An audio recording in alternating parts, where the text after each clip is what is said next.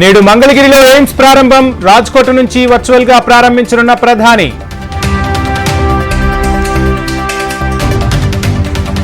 మరో 2 గ్యారంటీల అమలుకు ప్రభుత్వం నిర్ణయం. ఈ నెల 27న ప్రారంభం, హాజరు కానున్న ప్రియాంక.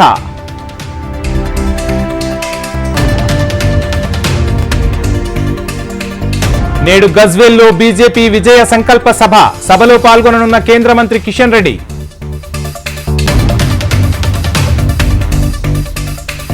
నేడు ఖమ్మం జిల్లాలో డిప్యూటీ సీఎం పర్యటన, వైరా, మదిరలో పర్యటించనున్న భట్టి.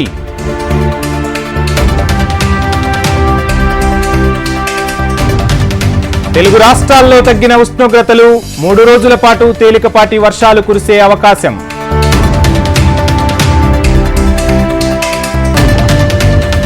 నేడు బీఆర్ఎస్ పార్లమెంట్ ఎన్నికల సన్నాహక సమావేశాలు. నాగర్ కర్నూల్, అచ్చంపేట మీటింగులకు హాజరు కానున్న కేటీఆర్.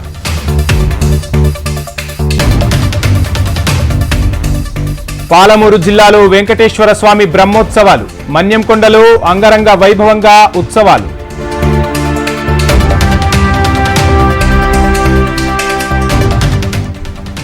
ఆదిలాబాద్ జిల్లా రాములగుట్ట జాతర, పాదయాత్రగా వచ్చి మొక్కులు తీర్చుకుంటున్న భక్త జనం.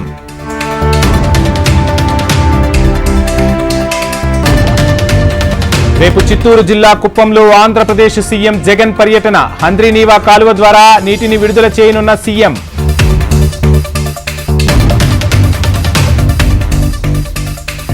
రేపు తిరుమలలో టీటీడీ పాలక మండలి సమావేశం. చైర్మన్ భూమన కరుణాకర్ రెడ్డి అధ్యక్షతన కీలక భేటీ.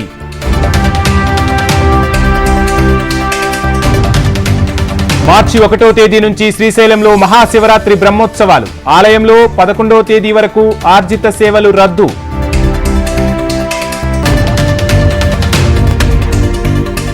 తిరుమలలో కొనసాగుతున్న భక్తుల రద్దీ. శ్రీవారి సర్వదర్శనానికి నిండిపోయిన కంపార్ట్మెంట్లు.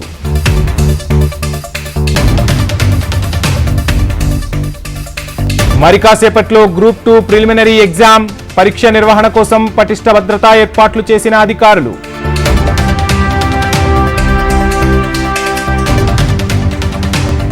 సతీష్ రెడ్డితో బీటెక్ రవి, పోరెడ్డి ప్రభాకర్ రెడ్డి భేటీ.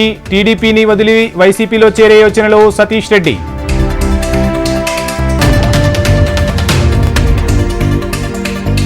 ఈ నెల 29న బీజేపీ కేంద్ర ఎన్నికల కమిటీ సమావేశం. 100 మందితో ఫస్ట్ లిస్టు ప్రకటించే అవకాశం.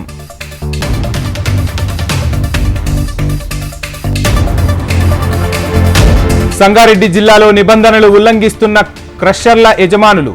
క్రషర్లు మూసివేయించిన కాలుష్య నియంత్రణ మండలి.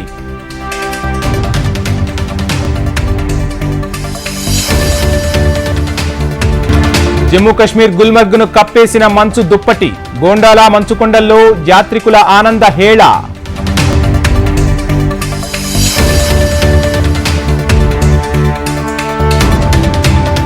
హర్యానా గురుగ్రామ్లో మార్థాన్ను ప్రారంభించిన హర్యానా సీఎం.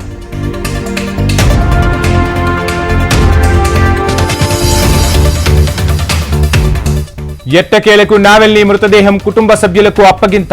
పుతిన్పై మృతుడి భార్య తీవ్ర విమర్శలు.